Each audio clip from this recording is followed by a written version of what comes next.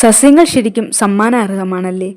രോഗങ്ങൾ സുഖപ്പെടുത്താനുള്ള അവയുടെ കഴിവ് കാരണം സമീപകാലം മുതൽ സസ്യങ്ങളെക്കുറിച്ചുള്ള ഗവേഷണം വളരെയധികം വർദ്ധിച്ചിട്ടുണ്ട്. ദേ, നിങ്ങൾ ഈ സസ്യത്തെ കണ്ടിട്ടുണ്ടോ? ഇതിനെക്കുറിച്ച് അറിയാത്ത ചുരുക്കം ആൾക്കാരെ ഉണ്ടാവൂ. ഇതാണ് തൊട്ടാവാടി. പേര് പോലെ തന്നെ തൊട്ടാൽ വാടിപ്പോകുന്ന സസ്യമാണ് തൊട്ടാവാടി. എന്നാൽ എന്തുകൊണ്ടാണ് ഈ വാടുന്ന പ്രതിഭാസം സംഭവിക്കുന്നതെന്നറിയോ?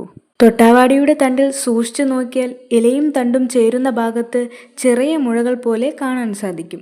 ഈ ഭാഗങ്ങളിൽ ഭാരം കുറഞ്ഞ കോശഭിത്തിയുള്ള ധാരാളം കോശങ്ങളുണ്ട്. കോശത്തിന് അകത്തേക്കും പുറത്തേക്കുമുള്ള വസ്തുക്കളുടെ സഞ്ചാരത്തെ ഈ കോശഭിത്തിയുള്ള കോശങ്ങൾ നിയന്ത്രിക്കുന്നു. ഈ കോശങ്ങൾ ധാരാളം വെള്ളം സ്വീകരിച്ച് വീർത്തിരിക്കും.